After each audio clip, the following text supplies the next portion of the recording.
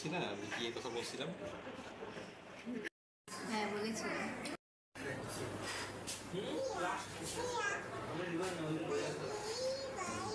আসতেছি, হ্যাঁ বসো।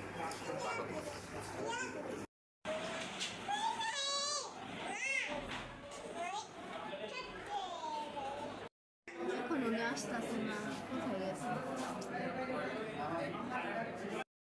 ম্যাম আমাদের সার্ভিসটা প্লিজ তাতে দিয়ে দিতেন, চলে উনি আসলে। আসুক।